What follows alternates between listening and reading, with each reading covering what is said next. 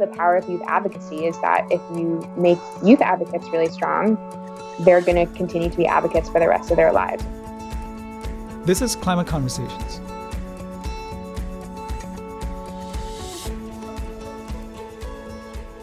Before we get started, a quick note. If you haven't yet, please listen to episodes 2 through 4 in this season on Learning to Change, where we tell the stories of 3 groups who have modeled our season theme. We had to cut so much good stuff out to create those stories, so now we're releasing extended cuts of the individual interviews. We hope you'll like them as much as we do, and that they lead you to a richer appreciation for what it means to learn to change. So in this episode of Season 3, we talked to Rebecca Park, an alum of YouthCAN, currently a government and economics teacher at a high school in New York. You might hear our producer Dave chiming in here. So today we are here for a fantastic new recording. We have Rebecca Park, a proud YouthCAN alumni and a public school educator. Welcome, Rebecca.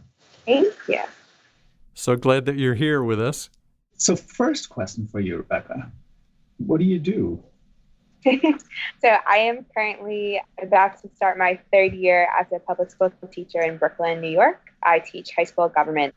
Fantastic. And you're from the Boston area originally, right?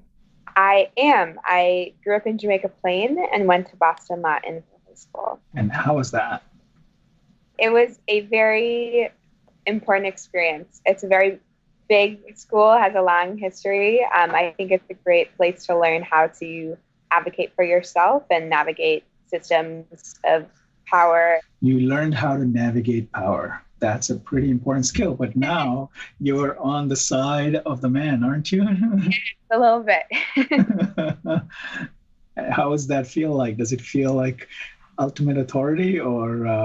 I'm lucky to work at a school that really sees students and youth as equal partners and members of the school community. I also think, having that experience as a student and trying to always refresh myself and having informal opportunities as students, whether it's going to workshops or going to professional development and remembering all the ways it feels to be a student, I try to make that inform how I treat my students in turn. Fantastic. I'm sure your students are thrilled if they're willing to admit it. Yeah. Right. So you were a student at Boston Latin. I think you said you started 2008 as a 9th grader. Tell us the story about what led you to YouthCAN, Climate Action Network, in the first place. Sure. So I come from a pretty political family, and I define that by meaning a family that discusses politics and what's going on in the world a lot, talks about history a lot, and especially has taught me that I have a greater civic responsibility than just voting, that there are major injustices in the world, and especially as someone with a lot of privilege, that it's my responsibility to be involved in trying to combat those injustices. So that's kind of the context. And I think coming out of middle school and going into high school, where you feel like you're supposed to get to start to do bigger things, I wanted an outlet for that. And I sort of fell into YouthCAN. I had some neighbors who were a few years older than me who were involved, who told me to come. And I immediately met Miss Arnold and was totally sucked in. She will make you feel immediately necessary in a really special way. And I just saw that this was a place where people were really working hard, working together, asking lots of questions. And it wasn't always clear about, okay, we've chosen this issue. It's a very multifaceted issue, climate justice. We weren't necessarily calling it that at the time, but that's what it was. This is a place where I want to be with like-minded people trying to spend their time making change. So you use the word climate justice, and of course, given your family background and your interest in justice issues more generally, what is climate justice for you? To me, climate justice is an understanding that climate change is bad for our entire human community and entire planet, but also has particularly adverse effects on communities that are already facing injustice. Low-income communities, communities of color, countries around the world with less advanced technology and with less access to resources, that climate change is a further aggravating factor around systems that have already marginalized a lot of people. Mm-hmm. And how did that play out in Boston Latin, in the Youth Climate Action Network? What would I notice if I saw you grappling with climate justice at BLS? Yeah, it's fun to think about this in retrospect because, again, I definitely don't think I fully understood that all the time. But I think one of the ways it started to make sense when I was in 10th grade, we launched this project to try to get the state to incorporate sustainability into its teaching standards. And the word we kept using was systems thinking. And this idea that all these different systems that we're talking about are connected to each other, which, goes beyond just climate issues. But I think that idea that the issues that we're talking about, even if it's good things that we're talking about, are not isolated things, that they're all connected to each other and contributing to each other. Mm-hmm. So I think that was the beginning. Also, as a history nerd and with Miss Arnold being a history teacher, I think that allowed for conversations about the way things are connected. And then as we moved on, I came to understand that especially Boston Latin has a very privileged role within Boston public schools for a variety of reasons. It is the oldest public school in the country, and it, because of that, has an alumni association, a lot of access to resources and connections that most other Boston public schools don't have. And I think we came to understand that and then greater see the role of YouthCAN helping to bring access to climate education and the things that we are starting to have access to other schools in the Boston public school system weren't necessarily going to be given the kind of extra attention that we were. So given your interest in climate, it's common to imagine climate change work through either an environmentalist lens or a scientific lens. Mm-hmm. But you just said you're a history nerd, and you're teaching government. So how do you bring climate work into this seemingly non-climate discipline? Yeah, in high school, I think it was I don't want to say the only, because I don't feel like I have an exhaustive knowledge of the extracurricular opportunities at the time, but definitely the most prominent option for someone that was interested in political advocacy in general and community organizing in general. Again, I might not have known to use those terms at the time, but that's what we were doing, building power with other stakeholders, raising awareness, et cetera, to try to move people in power. But I think the reason it's still important to me now, or the ways I can access it now, is by making sure those connections with other issues are there, and also understanding that the environmental movement has played a really interesting role in American history and has evolved a lot, and as always is connected to a lot of other things. One thing that comes to mind is thinking about Rachel Carson in the 60s. You can't understand her activism without understanding the fact that she was a woman scientist in the 1960s people were able to discredit her for that. And a lot of these things are always all connected. And, it's just part of this longer story of things that feel like we've made progress and then currently feel like they're being rolled back. And I think conversations on the left in general today about how do we build inclusive movements of solidarity and not just all focus on our individual priorities. So I'm wondering, if you think back to your experience at Boston Latin and YouthCAN, was there a particular moment or turning point you said, I'm in the mix, I'm doing something about what I care about? Yeah, I think those serious moments that felt really special. Because of the activism that YouthCAN had done when I was in 9th grade, the city at the time, Mayor Tom Menino, was putting together a committee to put together an advisory report about how the city should respond to and also adapt to climate change. Or I guess we called it mitigating and adapting to climate change. And they asked for a student representative or a youth representative. And I had the amazing privilege and opportunity to be that student. So over the course of my 10th and 11th grade years, I went to committee meetings with professors and business leaders and other, I think a city councilor was on the committee, and realizing that, when you put the work in, you're going to have the opportunity to have a voice in those spaces. How important that is to not just assume you're not going to have that opportunity. And also figuring out when I was in those spaces, I'm sure it looked good for them to have a youth representative. Not supposed to be silent, but they're not necessarily expecting me to say a lot of things. And it's also really hard to say a lot of things. I'm 15, 16, and these are all really important people. So I think that was a moment of understanding growth for me of how do you take advantage of these opportunities once you get your foot in the door? And also there's a possibility of getting your foot in the door. And getting a foot in the door is, of course, so deeply tied to power, right? Yeah. And do you see a difference between what the students you're teaching now are capable of accessing and the students who were your peers when you were at Boston Latin? Yeah, certainly. Something that comes to mind is the gun control movement today and the ways the students from Parkland have been trying to also raise the voices of students in Chicago and other cities with policy violence all the time. I think that a lot of it has to do with the institutional privilege of Boston Latin, and also the fact that BLS is like not representative of the city population for a long variety of reasons. But I think that my colleagues and I work really hard to give our students access to some of these opportunities, but it's something additional rather than something that happens. Not to say that people at BLS aren't working really hard to maintain that access, but I think that my students today, most of them are either first-generation Americans themselves or children of immigrants, children of first-generation Americans.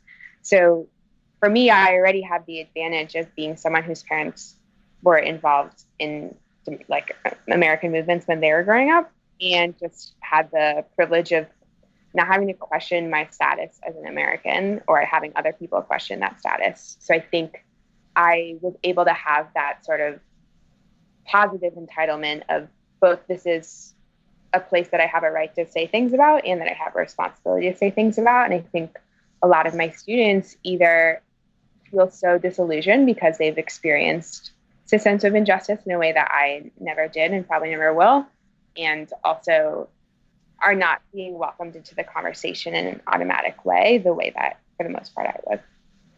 So how do you try to include them in that conversation? Yeah, I think a lot of it's about showing them role models of the past, of people who have had a similar experiences to them, still claiming that right to speak.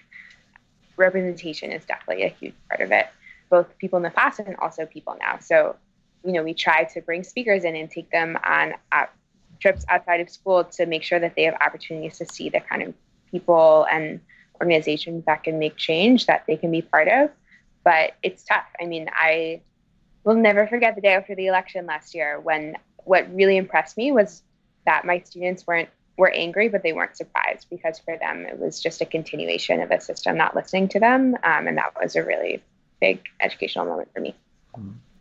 Turning to climate in particular, are there ways that you bring climate into your classroom so that people can tell stories from their point of view? That's not something that I've gone to do a bunch yet. We have sort of current events Fridays for the government semester. So we talked about climate change for part of that. And I think the biggest thing I learned is that, and it's in a similar way to me, there's just a lot of lack of information. I think students learn about it in a science class, maybe earlier in high school, but if they haven't had to access that knowledge in 3 years, it's not going to super still be there. And so it was about making those connections to Hurricane Sandy. My students are mostly from South Brooklyn, so many of their homes flooded or school flooded.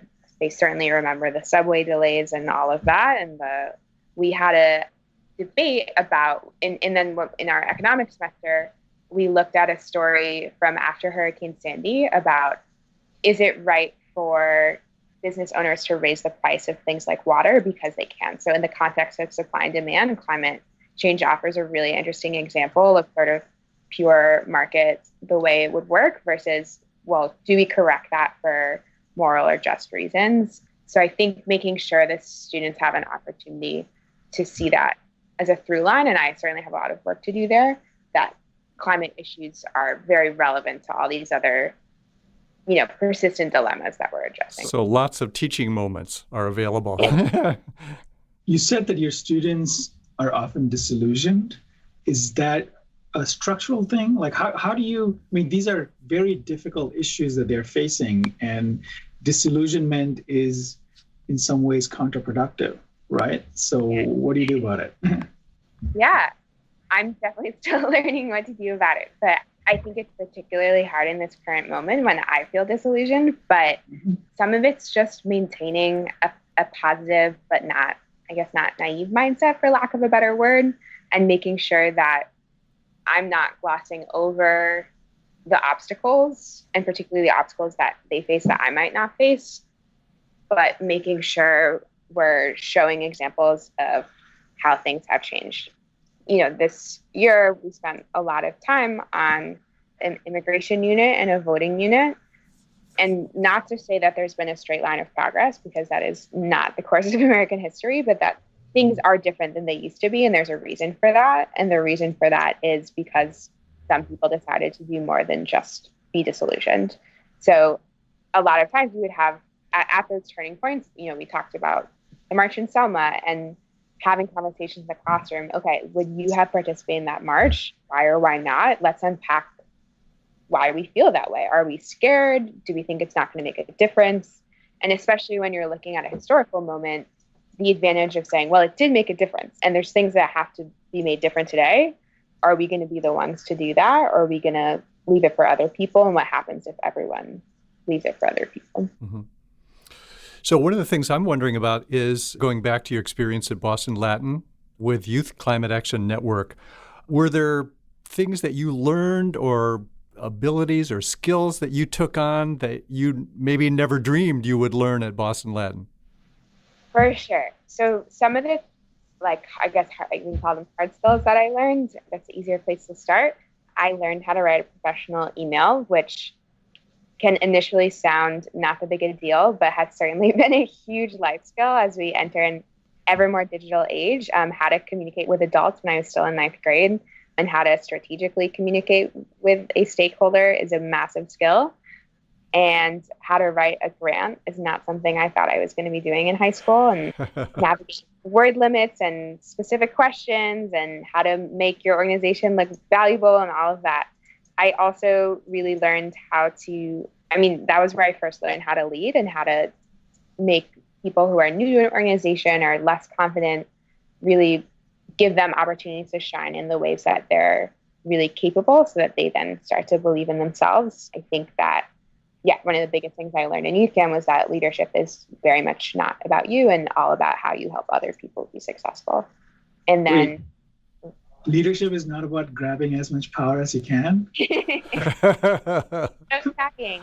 But also, in high school, that is as shocking as you just said. So I think, I'm really, really grateful to Ms. Arnold for that. And she's the model of that.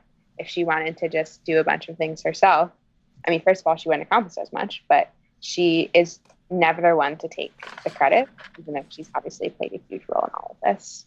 Also, YouthCAN and YouthCAN events were the first time I really spoke in public, other than on the theatrical stage. And that was huge for me, especially when there were adults there, to feel like I had something valuable to say and was capable of saying it in a calm and articulate manner. So, we got to speak at events. We got to speak at a rally in Boston.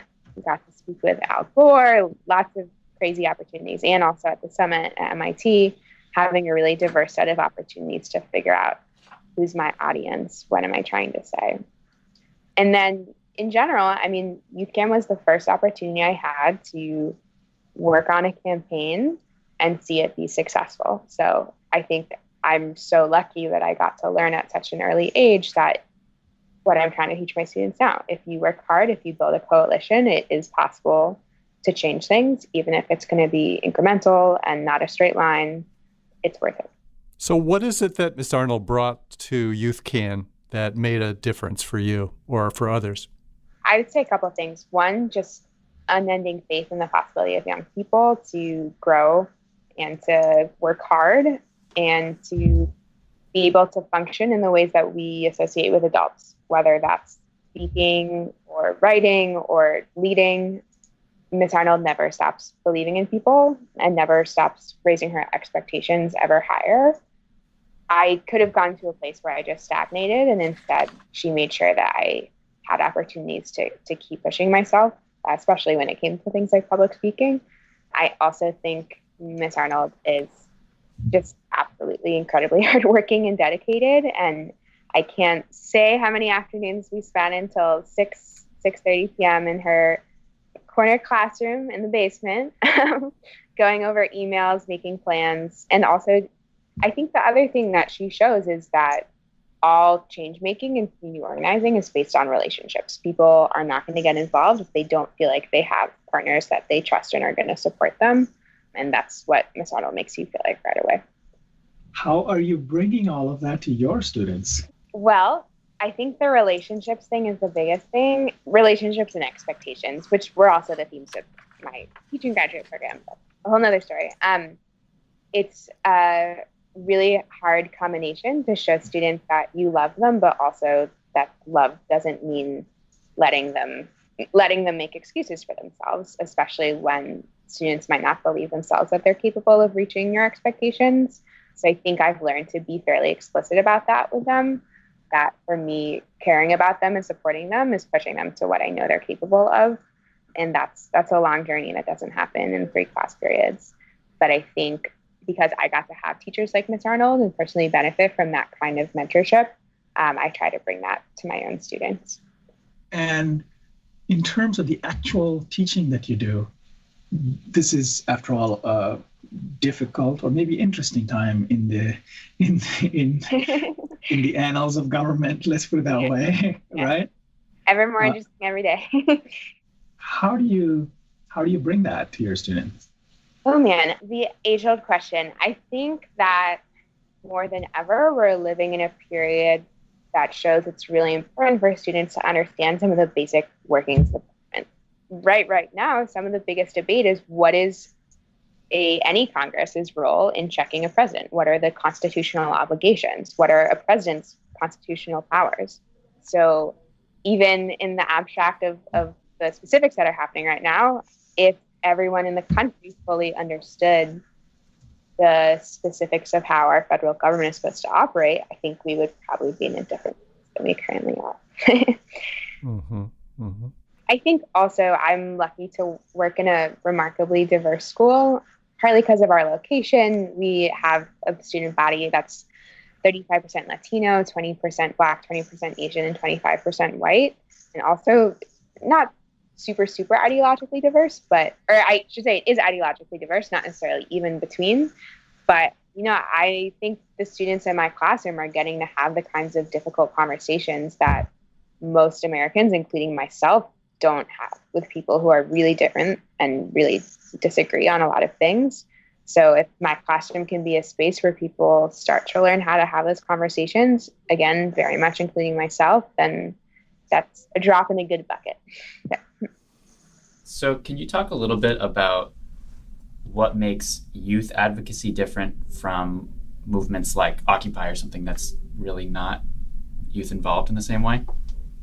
Yeah, I think that when youth are able to show that they really understand something and are advocating for something, there's all kinds of power associated with that. One of them, for lack of a better word, is the innocence thing, but that kids are not trying to advance some ulterior motive, hopefully. I think there's an understanding that, we respect young people as being part of the future, as being idealistic, because they haven't had to damper that idealism through life experience. And so it's much harder to ignore or shut down or dismiss a young person making an argument versus someone who's maybe been involved in something for a long time. And that is largely unfair, but kind of how our civic dialogue works.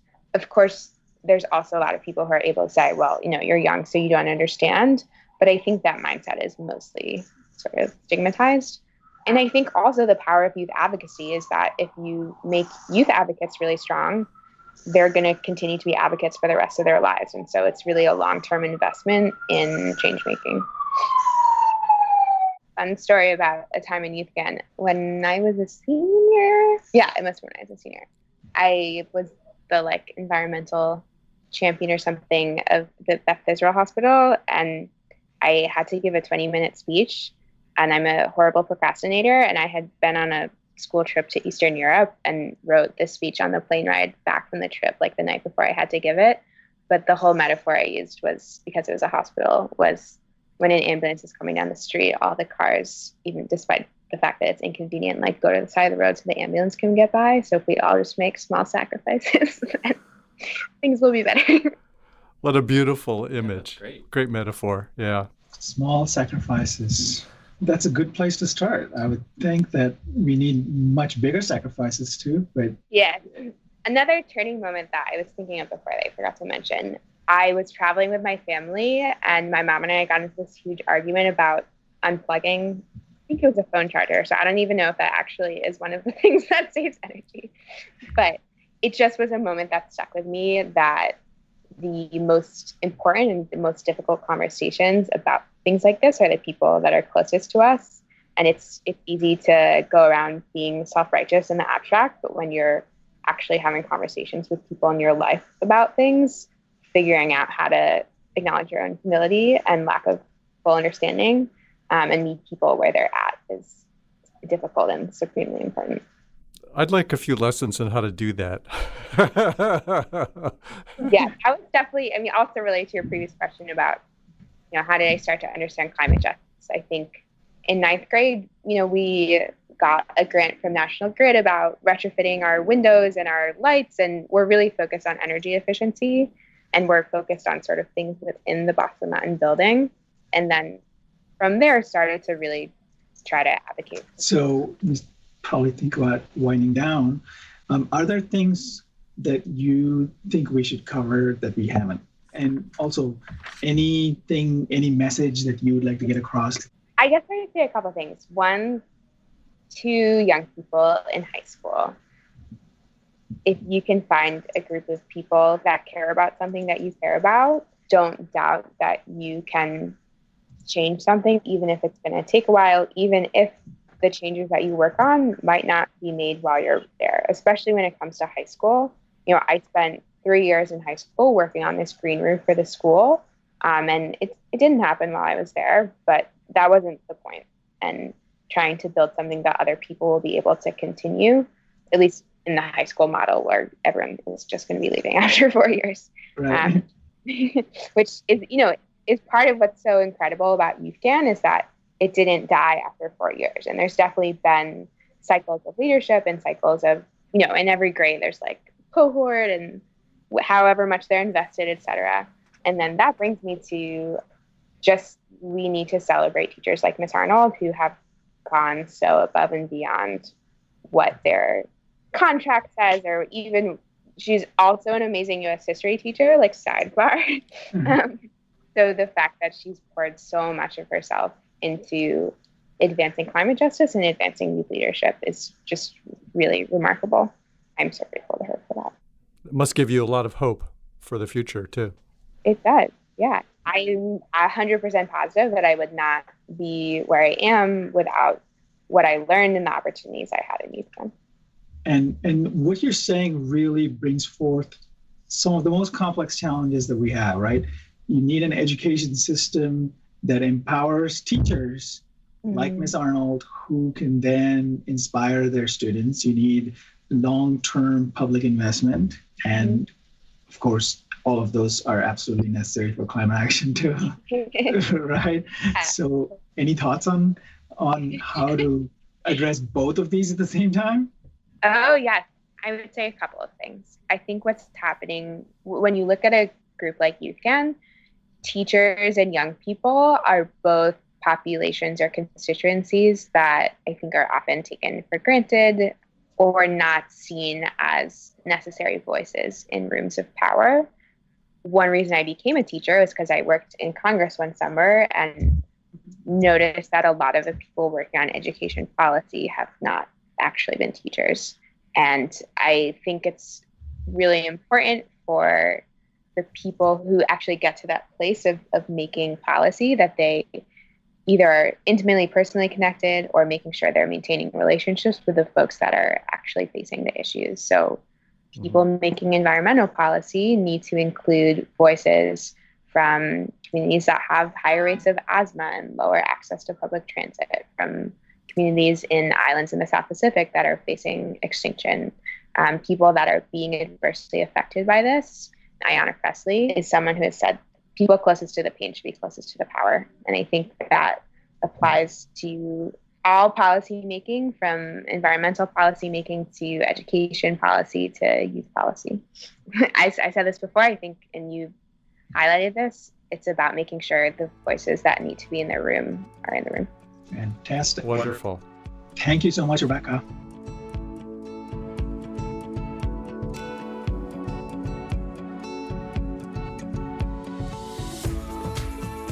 We hope you've enjoyed this extended interview cut.